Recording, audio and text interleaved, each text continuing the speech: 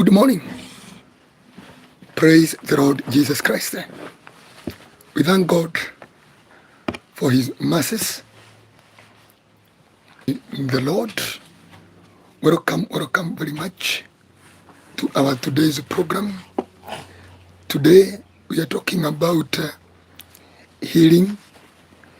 We are speaking about the cancer healing program. We continue to look into this good work. And or I think cases of leprosy we have been able to handle. You can imagine what a journey. Now we enter into other healings and look at a healing that was done by Jesus in Matthew 15 and verse, is it 21? That is what we shall look into. Leaving that place, Jesus withdrew to the region of Tyre and Sidon. A Canaanite woman from that community came to him, crying out, Lord, Son of David, have mercy on me. My daughter is suffering terribly from demon possession. Jesus did not answer her a word. So his disciples came to him and asked him, send her away, for she keeps crying out after us. He answered, I was sent only to the lost sheep of Israel. The woman came and knelt before him. Lord, help me, she said.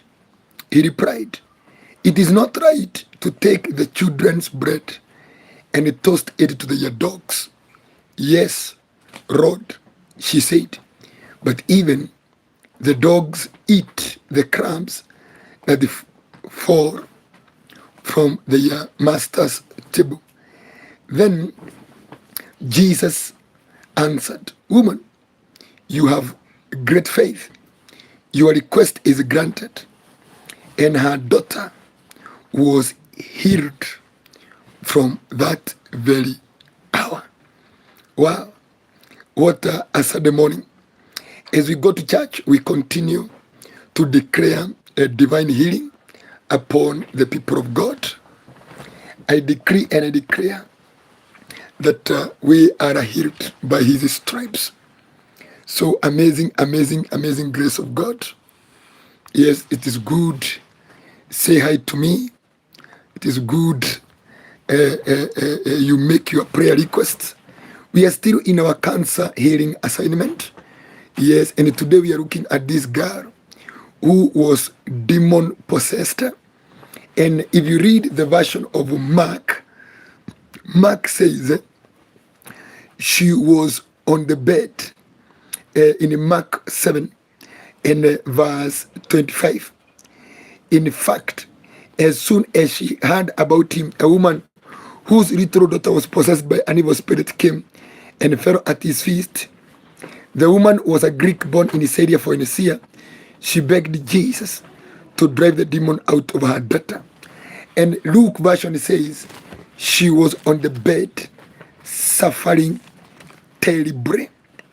And the people of God will decree and we declare that every disease, chronic disease, I keep on telling you, every time you will notice a chronic disease, a disease that is not accepting or is not heeding to medical facilities, then you need to look at it from another angle.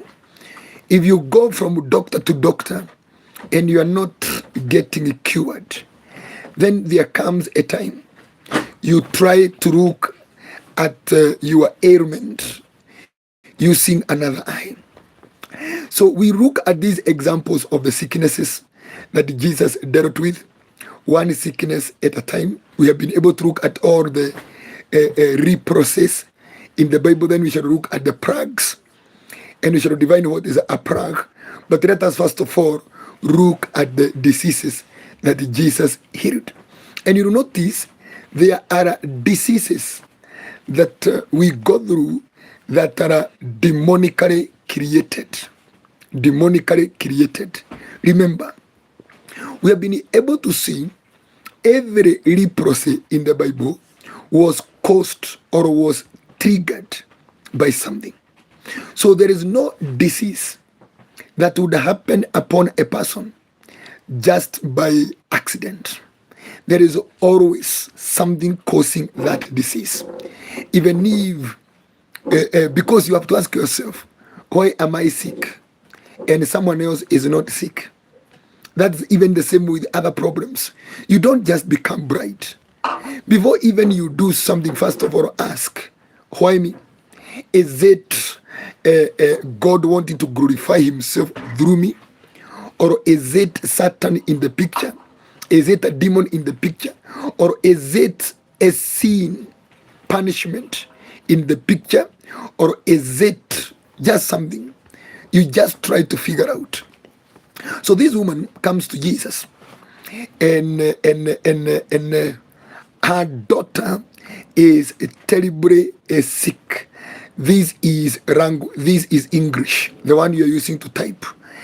This woman came to Jesus, and she is telling Jesus, my daughter is suffering terribly. That is the word I want us to handle. Suffering terribly. And I decree and I declare every terrible suffering that is a creation of an evil spirit, I declare healing power of God. Suffering terribly, because we have been able to see around the series we have been learning in our life in YouTube that the moment a disease launches itself in a person, it makes the victim or the patient go through an inheritable experiences of agony and suffering and pain. You go through sufferings that are so severe, in most cases not endurable, not perseverable. You go through a serious case of agony. If you look at this woman, she was outside the customs of Jesus, because Jesus was a Jew and the woman was a Canaanite, a Syrophoenician woman, and therefore, because of that, she was not standing a position of claiming divine healing from the Jewish system. You get that? She was not standing a chance. She could stand in the presence of Jesus and make a divine healing claim. But she had to break the protocols. There are at times in our lives we come that we have to break protocols. We have to break the boundaries. We have to break the systematic, institutionalized principles, or else we succumb to the pain, or else we surrender to the agony. You can just imagine this woman at the point she accepted to be embarrassed before the Jewish custom. You can imagine what she had gone through to reach there. If you want to understand it, just think it from that point. What had she gone through to reach the point of public embarrassment, that it is better I am ashamed before this Jesus and these Jews, but I must get the healing of my child? Because Jesus is telling her, I cannot take the bread of the children and toss it to the dogs. That is a direct insult. That is a direct a communication to you that whatever you are asking has been denied outright. You don't stand a chance of enjoying the ministry of healing that is in Jesus. But the woman was willing to take on the bitter pill. She was willing to swallow the bitter herbs if only her child would get well. And there are people, we need to come to that place of making a spiritual outburst of yourself, and you declare, this disease, this sickness cannot go beyond where we are now. I must bring it to a silence. Look at this woman. She is telling Jesus, my daughter is suffering terribly from demon possession. Number one, a disease that is sponsored by a demon. Because a demon can come in your life and manifest in different ways. Because we don't just know a demon is in your life by just conversing and rolling on the ground while you are yelling, no, and screaming. No. A demon can manifest in your life in different ways. This child was on the bed suffering terribly. So key number one, a disease that is sponsored by a demon, it makes you to suffer terribly. That word, not just suffering, but in a terrible way. You know, that is suffering that does not have any medical a mechanism of managing it. So even if you take medical prescriptions, instead of receiving that type of a consolation, it is as if it worsens. It becomes more worse. Because it is a disease that is sponsored by a spirit. And you cannot cure a spiritual problem with a natural medical system. It requires a superior spiritual system to subdue it. So the woman is telling Jesus, my daughter is suffering terribly. And that is why you need to sit down and ask yourself, the pains I am going through, the agony, are they just normal? Or is there something more than this? There is a time I was telling my wife, she used to become sick always towards weekend, either Thursday night, then Friday, Saturday. When it reaches on Sunday morning, she is completely well. And I told her, and it came as a pattern that ran to 3 months. I told her, can't you look and you shall see? There is an attack on you by a spirit. Why? That attack is affecting or is geared towards dealing with your Sundays. You might not see it from that eye, but whatever happens in your spirit during weekend, Friday and Saturday has everything to do with your Sunday. So your Sunday will come and you will not be able to stand in the possession of the supernatural. Suffering terribly. That you cannot even walk, you cannot even stand. You're just in pains and in agony. Number 2, a disease that is sponsored by a demon. If you look at verse 23, Jesus did not answer a word. A disease that is demonically sponsored. You will notice, you pray and there is no answer. You pray and there is no answer. And I know there are very many people. That is what they've been going through. The moment you notice, you are praying over a matter, you are praying over a certain problem, but it is not Eddie. The woman cried out to Jesus, but Jesus did not answer a word. The moment you notice that whatever you are going through, you are making a prayer intercessory and there is no reaction. There is no reaction. There is no word. Then that is not just a disease. This is a spiritually sponsored illness. Jesus did not answer a word. The moment you experience that it is totally silent, it is totally quiet, completely silent, that is something that you need to know. This is not a disease. This is a demon that is in operation in this place. The moment you are praying to God and God is not saying a word, either through dream or through what, just silence, then that is a disease that requires to be put on the altar. Yes. Number 3, I'm just trying to use this story so that we can capture something that can inform us in understanding what is medical and what is spiritual. Because in most cases, what we call medical requires spiritual attention. And what we bring to spiritual attention requires medical attention. And you confuse the two. Number 3, if you look here, he is saying, so his disciples came to him and urged him, send her away, for she keeps crying out after us. 2 things.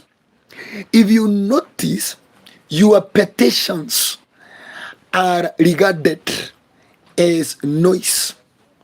Your petitions are regarded as burdensome. You get that? It's as if you're bothering other people's peace. It's as if you're interfering with other people's affairs. It's as if you're an intruder. It's as if you are trespassing other people's comfortability. Then that is not a problem. That it just requires a natural approach. The disciples told Jesus, send her away. Rejection. And then, for she keeps on crying out to us, burdensome.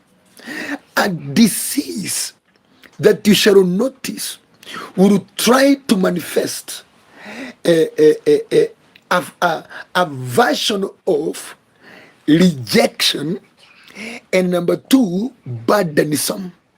That is not a medical problem. That is a spiritual problem. Because something that is natural will always command sympathy. Something that is natural will always command empathy, will always command pity, mercy.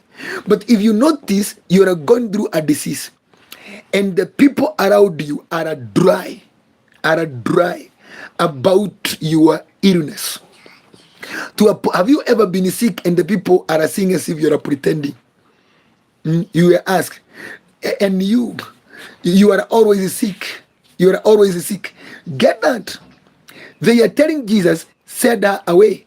That is outright rejection. And number 2, she keep on crying to us. So it's as if she is a honeybee. She is a noisemaker. So them, they are feeling she is a burden that needs to be discarded. This is something that is able to inform us. We are not dealing with a natural problem. We are dealing with a spiritual problem. The moment you notice you are sick, and that sickness results to being rejected or sidelined or abandoned or victimized, you experience stigmatization, isolation. You get that? Isolation, desolation. That is not a disease. That's a spiritual problem.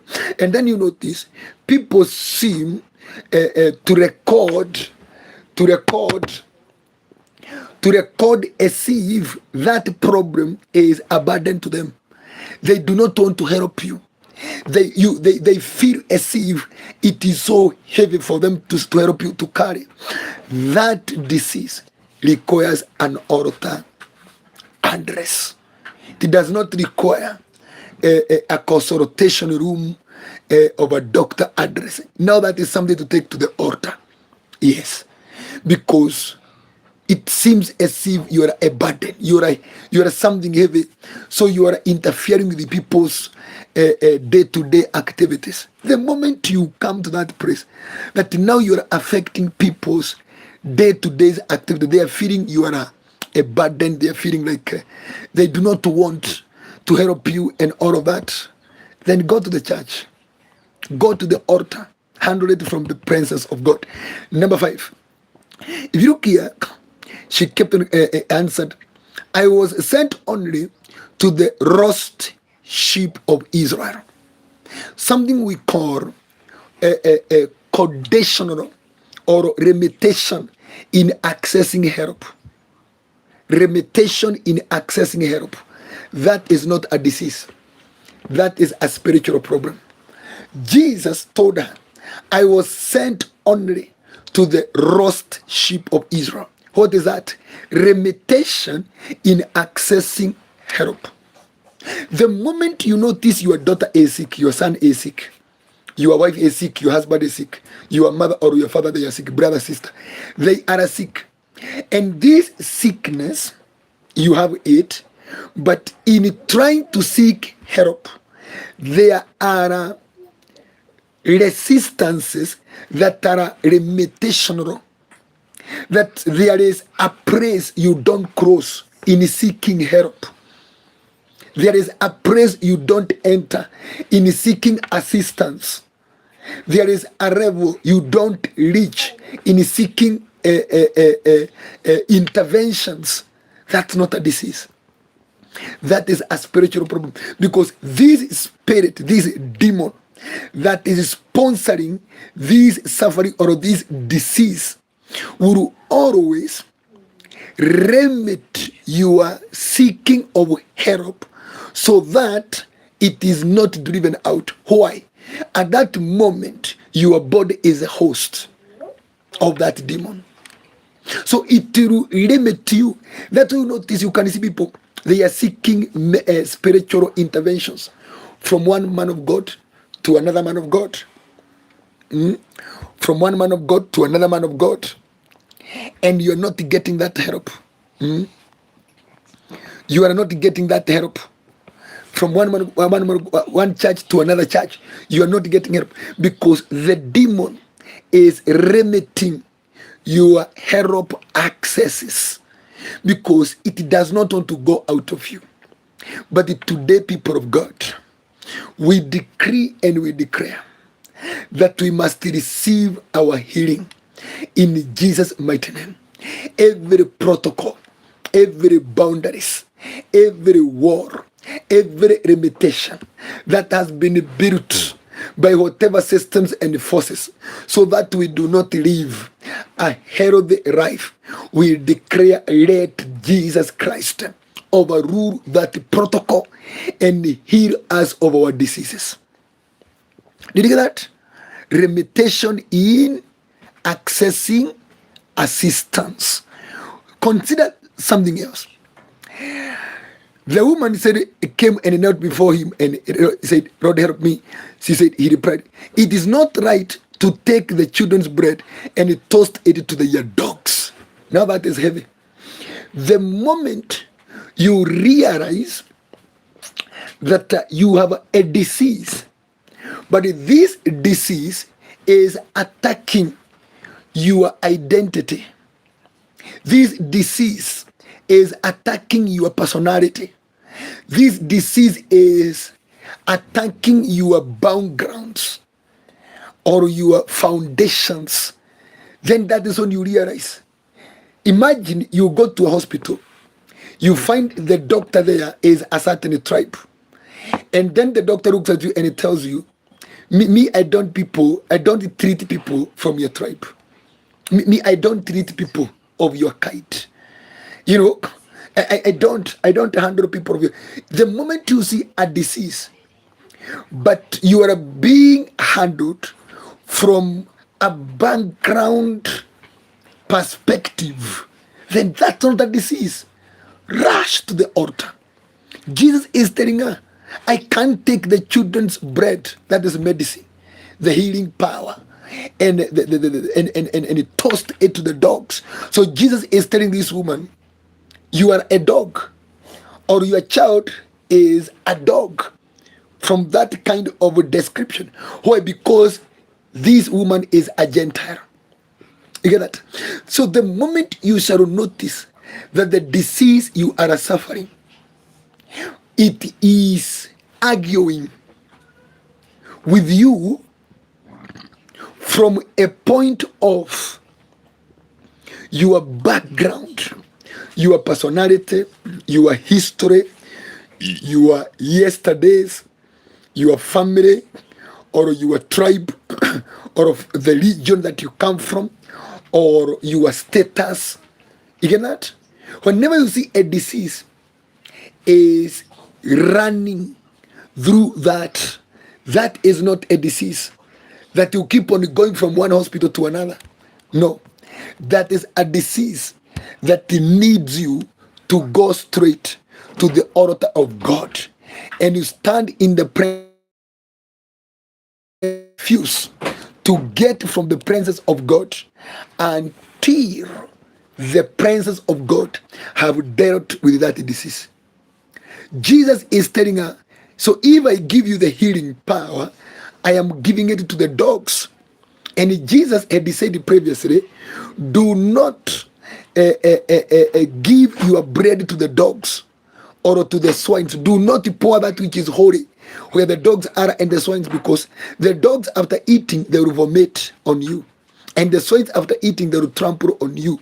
And now Jesus is telling her, I can't take a bread of the children and toast it to the dogs. So Jesus is telling this woman, spiritually, this is how you are considered. So you don't qualify. You are an outsider of the healing ministry. So the moment you notice your disease, the disease that you are dealing with is now touching in the area of your background, is touching in the area of your identity, is starting now to interrogate your foundational differences, then that is not a disease. Rush it very quickly to the altar. Rush it very quickly to the altar. Let the altar handle it. And that you notice Jesus, you tell me now that Jesus was the altar. Jesus was the altar. And this woman stood before Jesus and he told Jesus, I am not going back to my daughter when you have the healing power. And the woman told Jesus, but even the dogs eat the crabs that fall from their master's tables. If you notice you are sick or you have a sick patient and this disease has brought you to the place of desperation, to the place of total desperation, the woman is telling Jesus, even dogs eat the crabs that fall from their master's table. That is an expression of the utmost desperation. The moment you notice that disease has brought you to that place, I remember there was one day Aride told me that the desperation is very bad. She went somewhere to be done a deliverance service, and the thing she was told to do, she said, I never thought I would ever come to do something like that. And I told her, never accept that kind of a service any other before. If God is not willing to help you, let him not help you, but never do such a kind of a thing, because it is now throwing your dignity out of the window. You get me? A place whereby you hear that you are being washed by the man of God. The man of God takes water and is bathing you, that he is doing deliverance on you. That is not deliverance. That is some other kind of demonic activities. You get me? But look here, the moment you see you are now in what we call utmost desperation, that now you can go for leftovers. You can go for crabs and crabs like Lazarus, who was eating the leftovers that were falling from the table of the rich man. Then that is not a disease you are dealing with. You are dealing with a spirit. Because this spirit wants you to come to the place of total desperation, so that you may comply, so that you may give up, so that you may succumb, so that you may accept that is your fate. And the moment you accept that is your fate, the next thing is what? Culmination into death. So you enter into that level of desperation. You are sick and now you are desperate. Immediately contact the altar. Immediately contact the altar. Even if we are using medical facilities, make sure you are incorporating the altar applications. And that's the case. And that's why you notice many people, they are still in serious agonies. Very briefly, because we want to go to church, let me highlight how this woman acquired the healing of her daughter, because it's very important. You acquire the healing for your husband. You acquire the healing for your daughter, son, and your wife. You acquire the healing of your mother, father, brother, sister, auntie, cousin, nephew, niece, or even your neighbor, or even your friend, or your colleague, or even your boss, or even your enemy. Can you heal your enemy? Yeah? Can you heal your enemy to come and finish you? Okay, it all depends with your level of spiritual application. Let me highlight something here. How did this woman acquire healing? Because if you read Matthew 15 and verse 28b says, and her daughter was healed from that very hour. The word there, healed. Healing.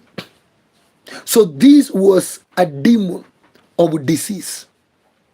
A demon that was on her daughter to bring a disease. The Bible does not say it was what kind of a disease, but the Bible do say she was suffering terribly. And that word is suffering terribly, then that one is heavy. Number one, I would like you to notice the following. Number one is crying out. Cry out. If we are going to get the healing we are seeking, we must learn the art of crying out to the Lord. Crying out to the Lord means earnest intercessory. Number two is great faith. If you read verse 28, Jesus answered her, woman, you have great faith. Your request is granted. Great faith. The question is this: what does it mean, great faith? If you read 2 Chronicles 20, verse 20, part B says, have faith in God, and it will be upheld. Have faith in his servant, the prophet, and it will be successful. It speaks of a double faith. And great faith, you can track it in James chapter number 2, where the faith of Abraham was credited to him as righteousness when he built an altar and sacrificed on it his own son, although God gave a substitute. That's what we call a great faith. Yes. Number three, there is something I would like you to notice here that is very much hidden. She cried out and he said, Lord, Son of David. For this healing to be effected, we need something we call Jesus as Lord. That speaks of the sovereignty or the divine authority. She said, she was calling Jesus Lord. Even if you look at the verse, which one? That the other verse, verse 27, she said, yes, Lord. Why is she addressing Jesus as Lord? Because she is invoking the authority in Jesus. Luke 10, is it Luke 10, 19 or 18? Says, I've given you authority. That is Luke 10 and verse 19. I've given you authority to trample over snakes and scorpions. So the moment she was calling Jesus Lord, she was trying to invoke or to activate the divine sovereign authority. So when we are going to pursue this healing, we must make sure Jesus Christ is in our lives as Lord. Remember Philippians 2, what does it say in 8, 9, and 10? That at the name of Jesus Christ, every knee shall bow and all that. And he says, and he was given the name Jesus, the name that is above